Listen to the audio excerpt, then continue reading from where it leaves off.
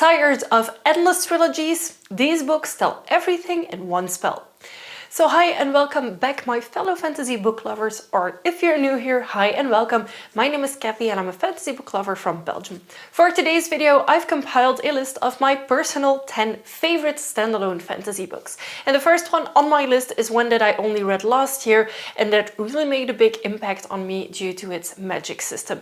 And it is Blood over Brighthaven. For the setup of the story, we have this encapsulated town, so within its limits people live and there is magic use. It is protected from the blight, and the blight is something very mysterious that you will discover throughout the book what it actually is. In this story we follow our female main character who is an apprentice to magic, who is learning how to improve her magic use and who is trying to be accepted as one of the main mages of her society. Now so far there haven't been any female mages entered into this like archmage type situation, but she goes through the trials and she succeeds. And that point is really a pivotal moment in this story because we start learning more about the actual magic system, and I loved it. And honestly, this book left a really big impression on me, and also in regards of magic use in general, that it always comes at a cost, and if you don't know what the cost is, maybe you should ask more questions. So this book was honestly a lot deeper than I thought it would be, and I can highly recommend it to you. Up next we have a vampire-themed book, because honestly a list without vampire books would not be a list of mine, and it is Slaying the Vampire Conqueror by Carissa Broadbent. Now Carissa Broadbent got famous for her Crowns of Nyaxia series, in which Serpent and the Wings of Night is, I think, the most known book. But in this series there are two other books that are more standalone books. You have Slaying the Vampire Conqueror and Six Scorched Roses. Now in Slaying the Vampire Conqueror we follow a girl who is a sort of assassin witch, is the best way to describe it, and she is tasked with assassinating the Vampire Conqueror. So vampires are invading her country, her lands, and she has been tasked with assassinating him. And that is the story that we follow in this book. It leans on the edge of epic and high fantasy, but it definitely also has a romantasy plot. And you have to keep in mind that this was written by a romantasy author. I did really enjoy this book, and that's why it's on this list. Another book that I quickly want to mention by the same author is Six Scorched Roses. This is technically the book that is in between the first two books of the Crowns of Nyaxia series, and it follows a side character. We follow Lilith, who is a human girl who lives in a village where there is some sort of disease plaguing the village, and she is trying to find a cure for that, and for that she wants to use vampire blood. So she goes to the only vampire she knows about, and she asks him to exchange 6 vials of blood for 6 roses. And that is the setup of this story. I loved it. It's very short and sweet, but it still to this day is one of my favorite stories by Carissa Broadbent. And now we have a few books that can be read as standalones, but if you end up falling in love with the world, there are more.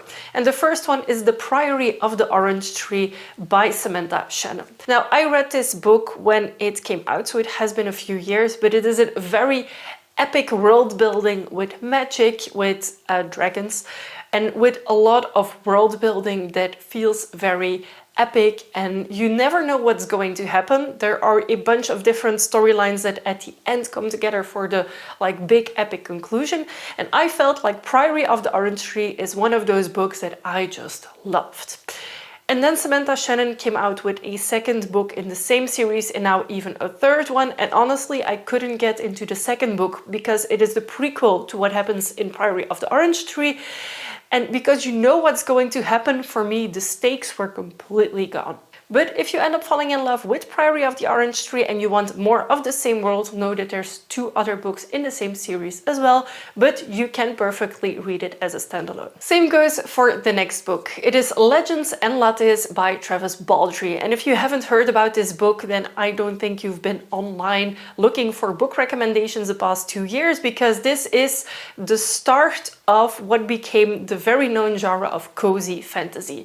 Baldree kind of debuted I feel like there have been books in a similar style beforehand, but this got really commercialized. And we follow an orc who's tired of fighting in campaigns, we're gonna call them. This is very much like a D&D type environment and characters and setup.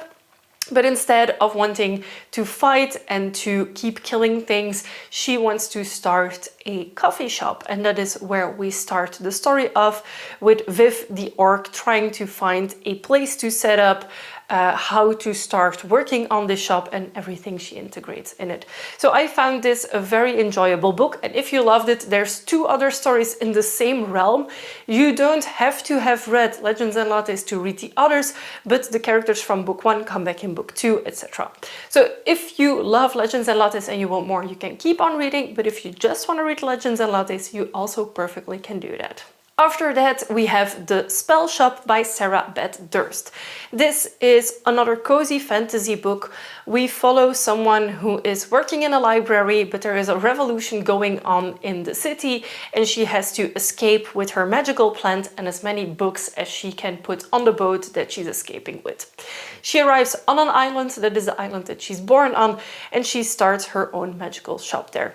This is not super low stakes, but it falls for me under the category of cozy fantasy. I really love the innocent vibes that were going on in this book. There are some stakes, but it's not like the world is ending, and I really, really liked it. But what if, like me, you end up falling in love with this world and with these characters? Well, there is a second book, which is called The Enchanted Greenhouse, that follows a character that was mentioned in book 1, but it's a totally separate story.